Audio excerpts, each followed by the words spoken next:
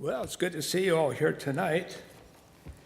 It's a privilege to wrap up this series on Proverbs, even though I'd like to see it continue. These guys really did a remarkable job with the Proverbs.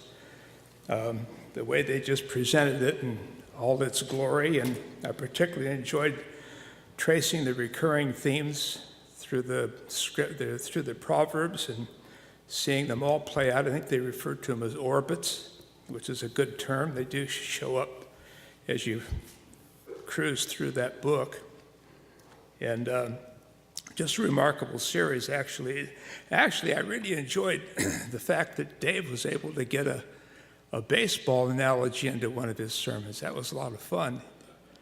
You may remember he talked about Zach Greinke, the Major League Baseball pitcher, who was being honest about his esteem for money, and not trying to say that, well, I just play for the fun of the game. No, he said that he would play for whichever team gave him the most money. He'd go wherever that was the greatest amount of money, even if it meant playing for a terrible team, a lousy team, last place team. And so that's what happened. It worked out that way. He got $149 million and he signed with the Dodgers. So it worked out good for him. But as you trace those orbits through the Proverbs, it's evident so quickly of the diversity of the book of Proverbs, and it touches on so many vital aspects of our lives. Really, there's hardly any aspect of our lives, even doctrine, that you can't find in the book of Proverbs. It's there. I'll use an analogy that I've used before, and my wife said, "You shouldn't have used that one." Maybe I better not use it. Oh, well, I don't know if you remember back in some years back, there was an advertisement for Prego spaghetti sauce. See, if Dave can do a baseball analogy, I can do an Italian one. But the guy's eating spaghetti, and his mom comes in. It's obvious that he's Italian. His nose was crooked. But he's eating spaghetti. And his mom says, "Oh, did you use some of the spaghetti sauce I left?" He said, "Well, no, Ma." He said, "This is Prego." She said, "Prego?" And he said, "Yeah." She said, "Well, does it have the garlic?" And she said, "Oh, it's in there." He said, "What about the oregano?" "Oh, it's in there." "What do you got the basil?" "It's in there." He said, "Ma, it's all in there. All the ingredients are in there." Well, the Proverbs are kind of like Prego spaghetti sauce. It's in there.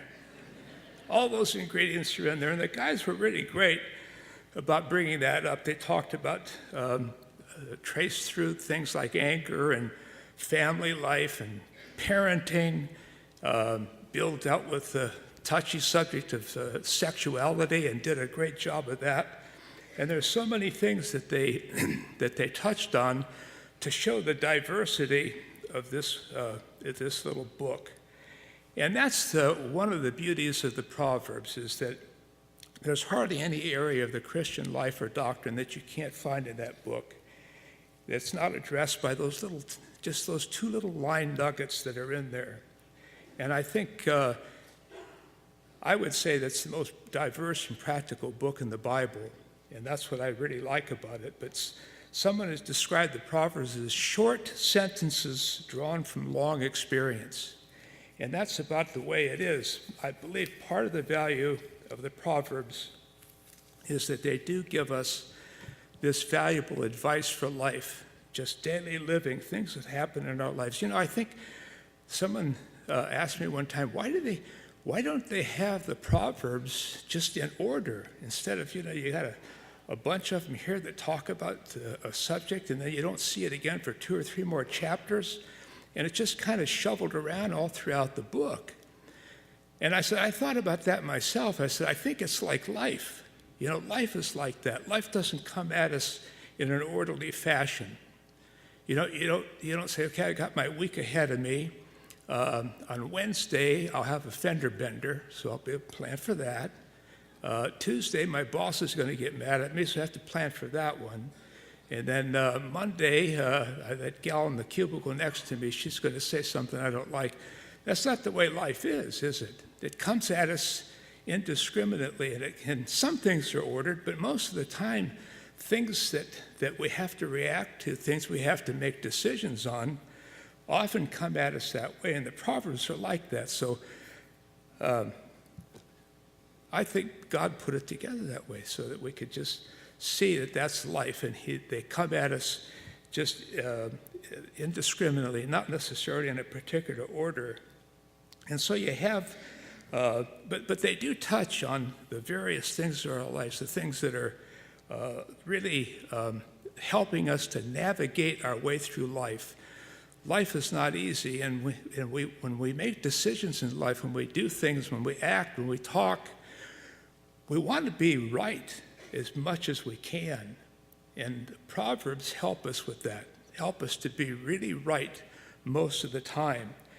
And so we have examples in our life of just plain old good, solid, wise advice. Poor is he who works with a negligent hand, but the hand of the diligent makes rich. Just good advice. Be a good worker. Put your time in and please the boss, and you're going to have success. That's the way life works most of the time. The beginning of strife is like letting out water. So abandon the quarrel before it breaks out. That's about 5 hours worth of marriage counseling. It's good advice. Don't get into a fight. Don't get into an argument. Keeping away from strife is an honor for a man, but any fool will quarrel. Somebody said it takes two people to argue, only one to stop it. Just good, solid advice that you get from the Proverbs, time after time. Bad, bad, bad, says the buyer, but when he goes his way, then he boasts. Remember that one next time you want to sell your used car.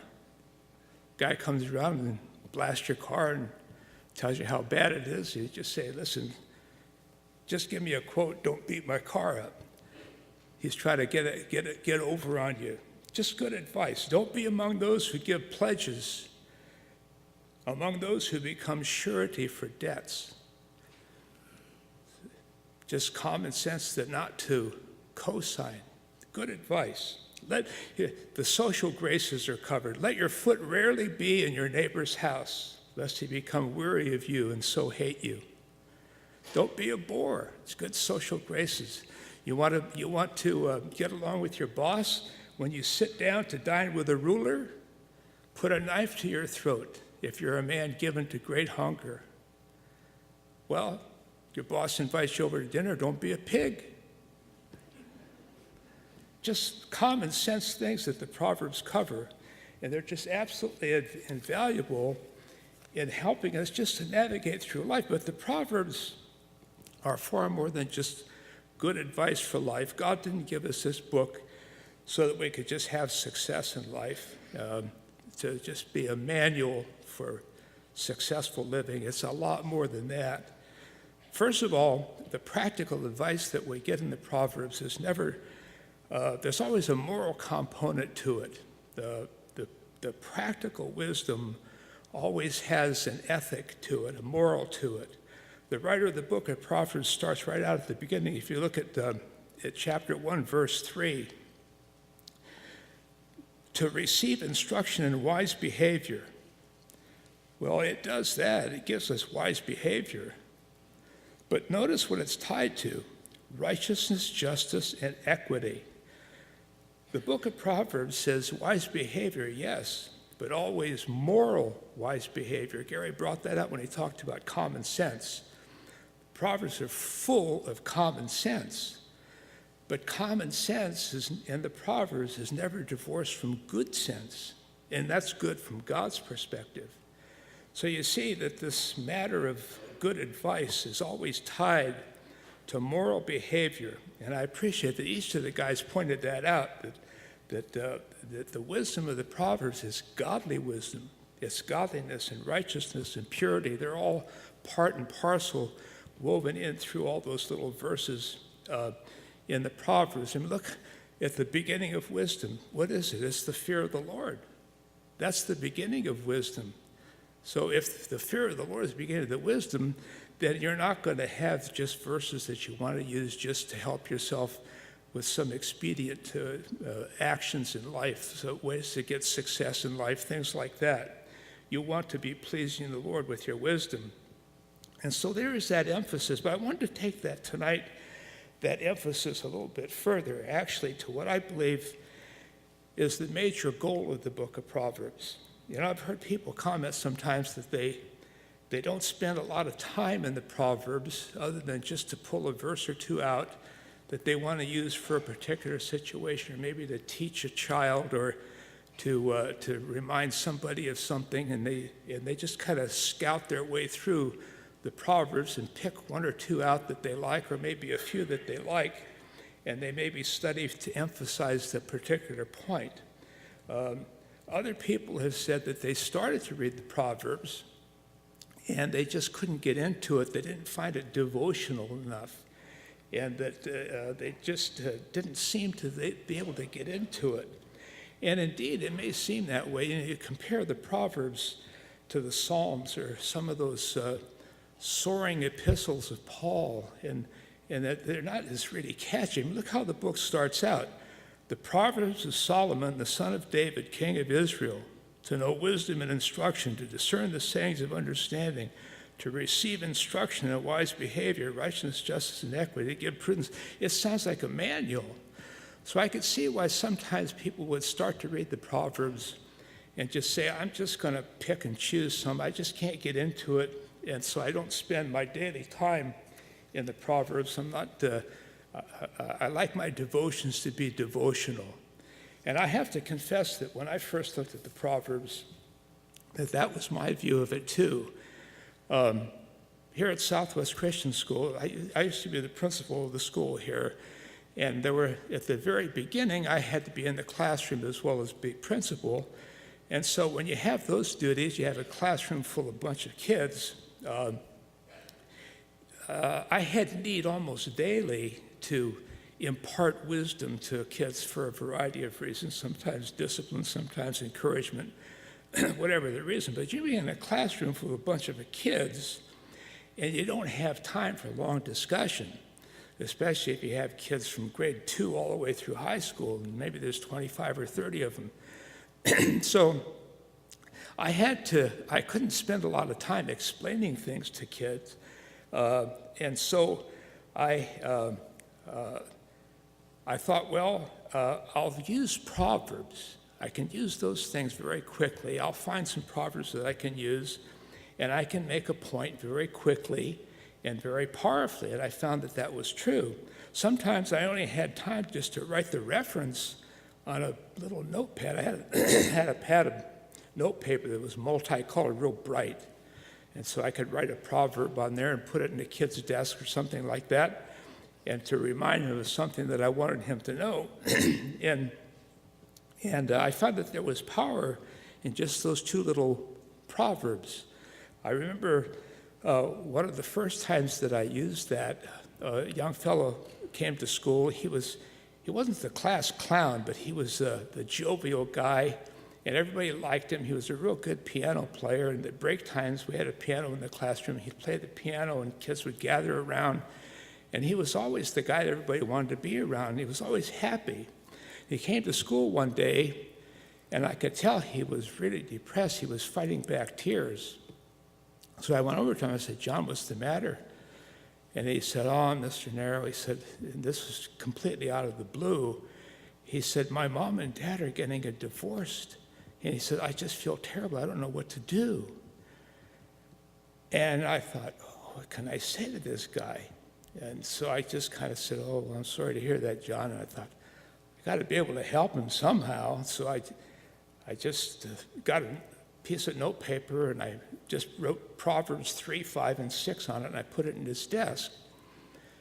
And afterwards, I thought, Sam, you should have been able to do more than that. You should have been able to give him something else, maybe some other Proverbs. If you knew your way around that book, you'd be able to give him something else besides just trust in the Lord with all your heart. Don't lean on your own understanding. In all your ways acknowledge him. He'll make your path straight. I thought, I don't think you helped that guy very much. So I thought that was pretty lame. I should have been able to do more than that. So I began to spend a lot of time in the Proverbs. And if you look at chapter 22, this is what grabbed me as I was looking through them. Because there's a great promise, but there's also great responsibility here in this paragraph, starting in verse 17 of chapter 22. Incline your ear and hear the words of the wise, and apply your mind to my knowledge. For it will be pleasant if you keep them within you, that they may be ready on your lips, so that your trust may be in the Lord I have taught you today, even you. Have I not written you excellent things of counsels and knowledge to make you know the certainty of the words of truth, that you may correctly answer to him who sent you? Boy, that struck me, and I saw the importance of this keeping them within you, that you should have them so that they're ready on your lips. And I thought, I need to start memorizing these Proverbs, because I can't just think of one and maybe try to find it somewhere. I need to memorize them so that they're ready on my lips and I can use them quickly and I can use them effectively. So I started to memorize the Proverbs. At first, I just started to go back and just try to find some that I liked and kind of worked my way through that way. And I thought, nah, I'm going to just memorize them, starting with chapter 1, verse 1. So that's what I did. And by the way, if you want to memorize the Proverbs, there's 915 Proverbs. If you do one a day, you can memorize the whole book in 2.5 years. And you young guys, by the time your ripe old age of 24, 25, you'd have the book memorized. But you can do more than one verse a day, so you can do 2 a day. But I memorized the book of Proverbs one chapter at a time. I just memorized them, then I'd recite the whole chapter back to myself. And by the time I got done with chapter 31, I forgot them all. So I said, I better do it again. Well, I found that I had to just keep it up. And so I try to do that on a regular basis to keep them, because my memory is not as good as it used to be. Let's see, where was I? So I want them to be ready on my lips to be able to use them. And you'll find if you do memorize them, you may not know them all word for word, because sometimes a word will escape, and maybe you maybe miss the second half, and that's the way it was with me. But I found out that I could fake them pretty good. So even if I didn't know them word for word, I could fake it. And if I didn't know the reference, I'd just say any old reference, because who memorizes the Proverbs? Nobody. Nobody would know. So it became an ongoing exercise for me, and I found that it proved to be a huge aid in my ministry. And I could make powerful points, not just directive, but I could make powerful points that had lasting effect on people, and especially the students. And I'm just going to use examples from students back in the day. That young fellow that I told you about that I gave Proverbs 3, 5, and 6 to, that's all I gave him. He graduated from our school, and years later, he was a grown man. As a matter of fact, he became a youth pastor in Vancouver. And I met him again at an event that we were both at, and we just were renewing things and chatting about things that we'd gone through together. And he said, do you remember when my parents got a divorce? He said, you gave me Proverbs 3, 5, and 6 and just put it in my desk. I said, oh yeah, I remember that happened. He said, he said, those verses brought me right through that whole divorce. He said, I just clung to those verses, and that's what got me through. He said, I think I would have been a basket case without those. And I thought, Proverbs 3, 5, and 6, I thought how lame that was to give him those verses. And yet the power of those verses sustained him through one of the toughest parts of his life.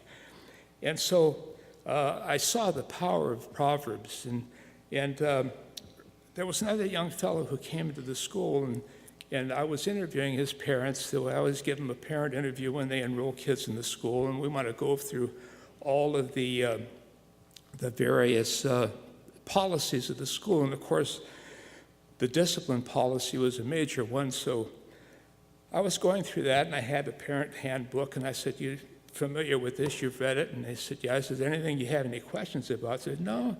I said, "You, in line with our discipline policy," I said, "it's got corporal correction in there." And the dad said, "Oh, no problem." He said, "You can spank him." He said, "He'll just laugh, though, if you spank him. It won't have any effect on him." So I thought two things. I thought, first of all, the dad doesn't know how to spank. And the second thing, I thought, I'm going to end up spanking this guy because he's going to test, and he's been able to get away with things, and the spanking is the last resort, didn't bother him. So right from the outset, he was cutting up, and after 3 or 4 days of that, the teacher brought him into my office, and I gave him a talking to. And in a couple of days, here he comes again, then he comes again. So in the first couple of weeks, he was in my office 5 or 6 times. And finally, I told him, I said, I said, "Stephen, next time I see you in here, I'm going to spank you." He said, "Oh, okay. Well, I'll be good."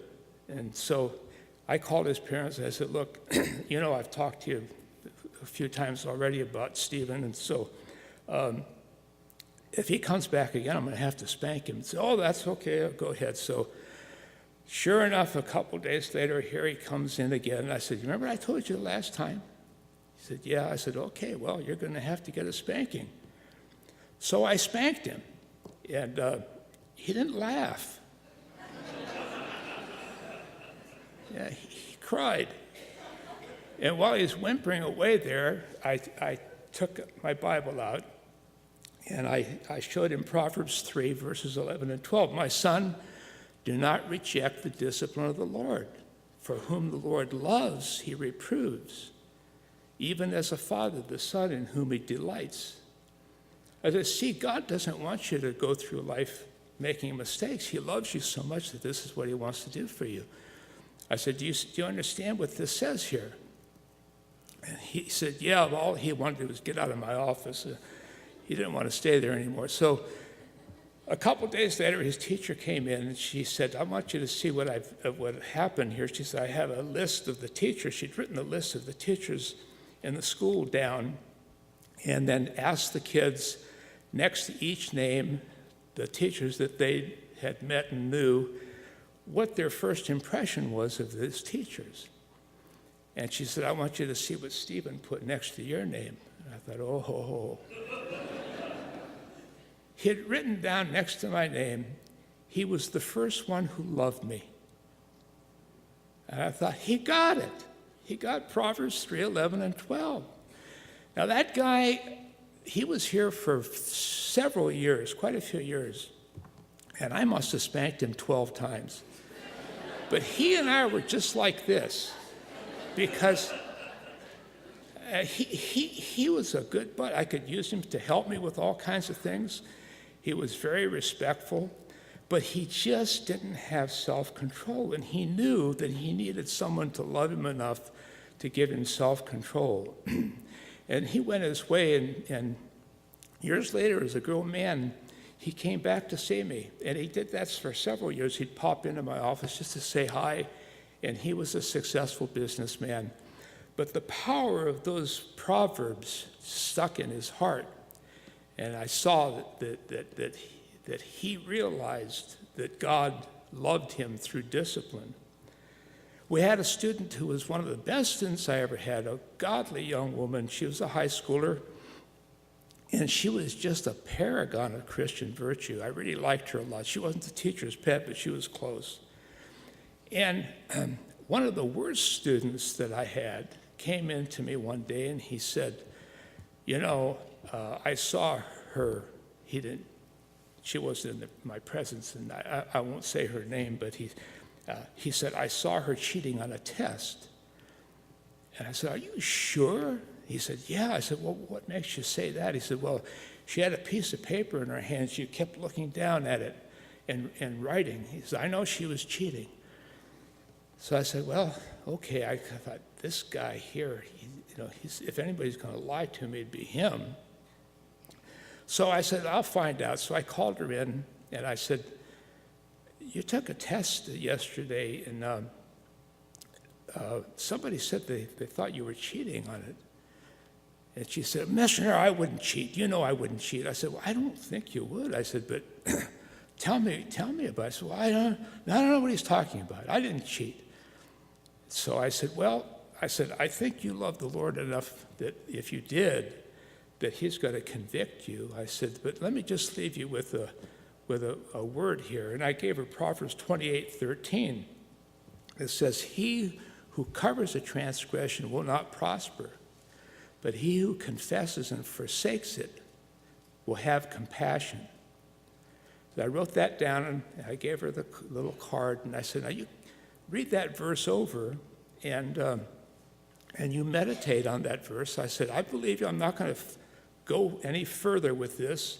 I'm just going to let it drop, and I'll just trust the Lord in this. So she said, well, I didn't cheat. I said, well, I believe you. So she left. The next morning she came to school, and she looked like a zombie. Her eyes were all dark underneath, and her hair was all frazzled. And I said, what's the matter? She said, Missioner, I've got to talk to you. She said, I cheated on that test. She said, I want to confess it. So I couldn't get that proverb out of my mind. I kept reading it, and I cheated on that test, and I want to confess that to you. And I said, well, I'm really glad that you did. That would give you a clear conscience. That could be something that could hurt you the rest of your life. She says, oh, yeah, it could. So I thought, well, that was good. That proverb really worked. Well, the next day she came to school, and she didn't look like a zombie. She looked like a double zombie. And I thought, what's the matter with her? I said, what's the matter with you? She said, I need to talk to you. And she said, I didn't just cheat on that test. I've cheated on lots of them. And I've been deceitful with my parents, and I get away with things. And I want that out of my life. She said, that verse convicted me so much that I want to get that out of my life. And God gave her victory just from that one verse. He gave her victory, and she's gone on to be a wonderful woman in the Lord. But I thought, wow, the power of just 2 lines of Scripture, to have that power in a person's life. And I began to have a greater and greater appreciation for those Proverbs, not just to be using them. And sometimes you don't even have to give them a proverb, and the Proverbs work. I had a student that was in my office all the time. He wasn't a bad kid, but he was a pain in the neck. And he was just always doing something meddlesome, and he was always in my office, and I was busy one day, and I heard a knock on the door, and in comes this kid. I said, not you again. And he said, oh, I'm sorry. I said, I don't want to hear it. I do not want to hear it. Just leave. I'm tired of talking to you. You don't listen to a thing I say. What I say to you, you don't care. It goes right over your head. I don't think you've known anything I've said to you. Well, I said, no, I don't want to hear it. Get out. Just leave. So he kind of saunters over to the door, and he opened the door, and he sort of stood there with the door open, half in and half out. And I said, why are you bothering me? Go. And he said, well, every time I come into your office, before I leave, you always give me a proverb. So I scraped myself up off the floor, and I mumbled some proverb to him. It was probably the wrong one, but I thought, he did hear. Those proverbs that he heard before did get into him, because he wanted another one. So I learned from these incidents and many others. Is there a clock over there? I'm probably going to. Oh, I still have time. Maybe if I don't finish, could I next Sunday morning finish up? I guess that's a no.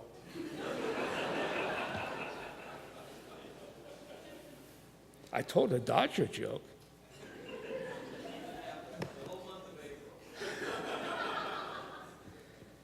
Well, these incidents showed me even more deeply the power of Proverbs, not to just impart godly wisdom, but to capture people's hearts.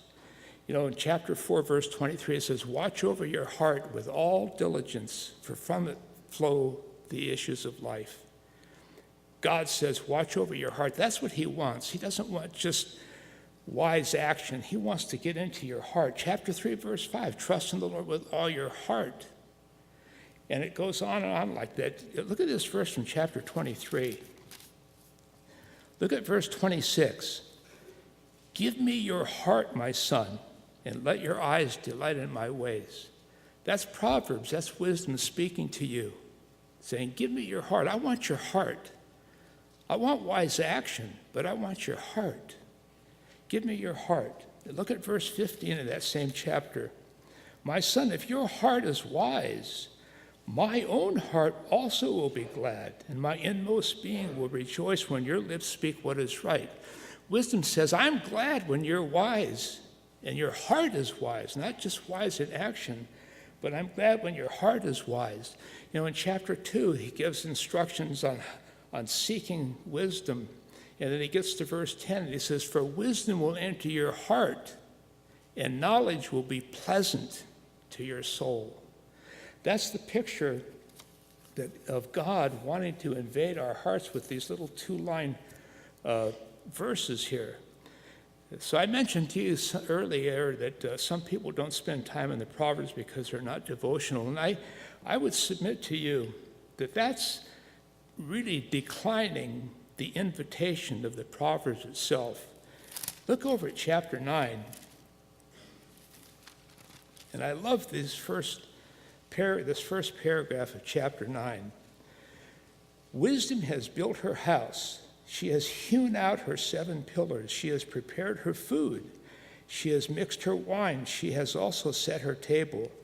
She has sent out her maidens. She calls from the top of the heights of the city. Whoever is naive, let him turn and hear. To him who lacks understanding, she says, come, eat of my food and drink of the wine I have mixed. Forsake your folly and live, and proceed in the way of understanding." That's the invitation from wisdom. Wisdom says, come on and hang out with me. I've made food for you. I've made drink for you. I've set the table for you. I've got this great invitation, and I want you to come in, and I want you to spend time with me, just the two of us together. Look at chapter 7. Verse 1, "My son, keep my words and treasure my commandments within you. Keep my commandments and live, and my teaching is the apple of your eye. Bind them on your fingers, write them on the tablet of your heart. Say to wisdom, you are my sister, and call understanding your intimate friend, that may keep you from the adulteress." Wisdom is saying, I want to have a close relationship with you. I want to have a friendship with you. I want to hang out with you. I want to be there with you. Wisdom is inviting us to this intimate relationship with her. Now, just exactly who is it that's extending this invitation? I suggest it's the same one who said, "Come to me, all who are weary and heavy laden, and I'll give you rest." Because, you know, in Corinthians, the first chapter, Paul says, Jesus Christ, the power of God and the wisdom of God. It's Jesus Christ in these pages who's calling you. He's saying, I've set a table for you. I want you to come. I want you to be my intimate friend. I want to hang out with you. When we realize that it's Jesus Christ himself speaking to us in these little two lines, these little pithy statements here, then they take on a whole new meaning, you know. They're not devotional.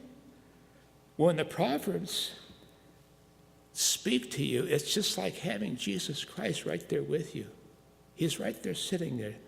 And the advice that he gives in those verses that kind of seem like, well, they're kind of just dry.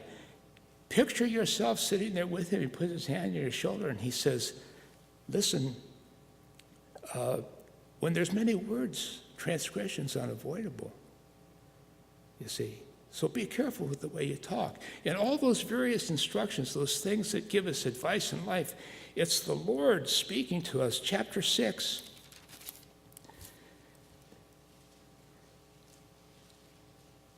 Verse 20, my son, observe the commandment of your father and do not forsake the teaching of your mother.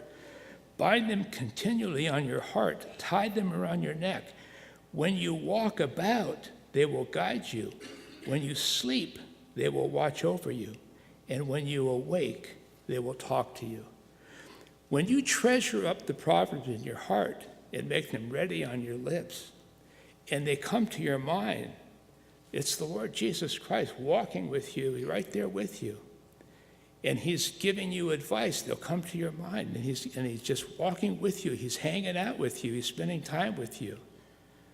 My friends, if that's not devotional, then spaghetti and meatballs is not one of the world's great gourmet meals.